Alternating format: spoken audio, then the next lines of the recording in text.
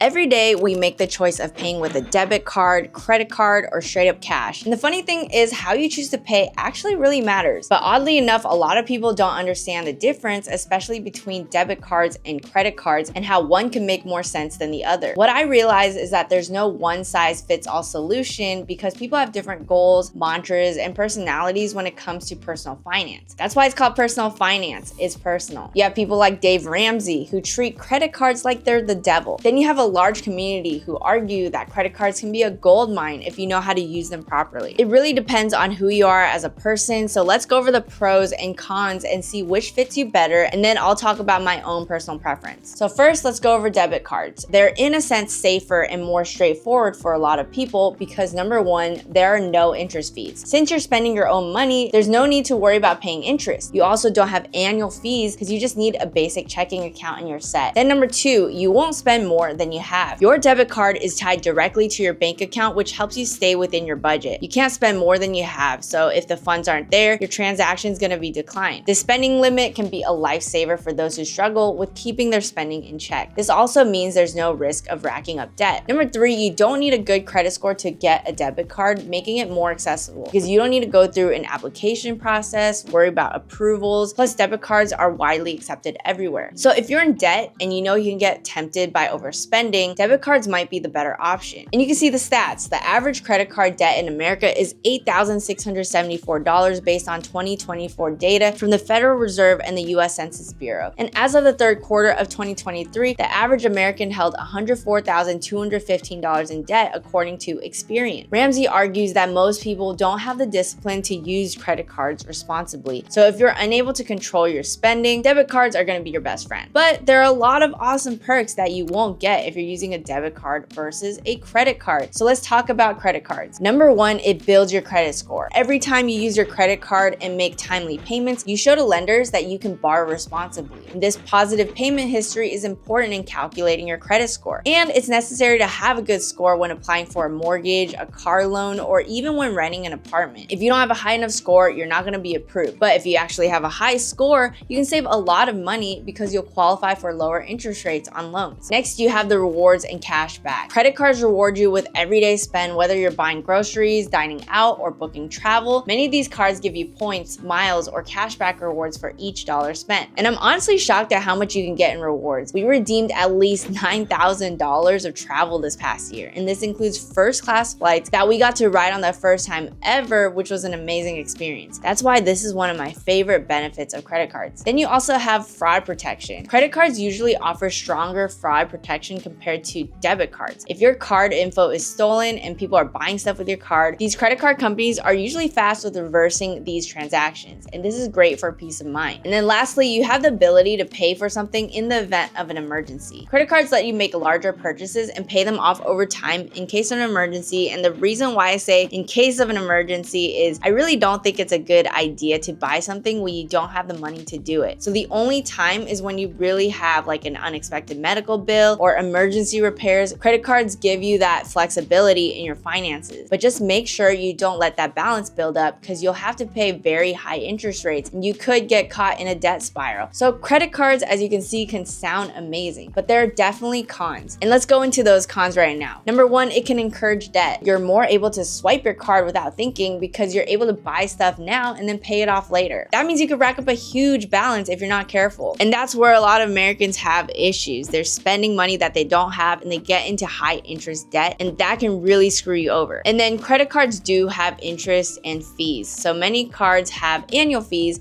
late fees, potential hidden fees like foreign transaction charges if you don't pay off your balance in full every month. Those interest charges can pile up fast. Depending on your card, you could be looking at interest rates of 20% or more, which is extremely high. And I do have cards that have annual fees of a few $100s per year. And if you're not using the benefits of your credit card, then it's not really good to use. So you don't want to have a bunch of credit cards where you're constantly paying those annual fees and you're not even using them. That's why you actually do have to be smart on how you use them. And another point is complicated repayments. If you open multiple credit cards, you're managing multiple due dates and minimum payments, you might get confused and make mistakes when you're trying to repay the balance. Lastly, you can damage your credit score. If you miss payments or max out your card, your credit score can really take a hit, and that can affect your ability to borrow money in the future. So as you can see, these two types of cards are good for different types of people. So you need to know if you're the type who's tempted to spend more than they should. If so, then a debit card may work better for you. Or if you're organized with it and can pay off the balance in full every month, a credit card might work for you in this case. But to answer why I personally don't use debit cards, I always have credit cards on auto pay, which I select right when I get my cards, so I know I'll never miss a payment. I also know that I don't spend money often. I find my baseline, if you will, about spending versus the amount I make is a lot lower. If I'm making a ton of money, I'm still not gonna spend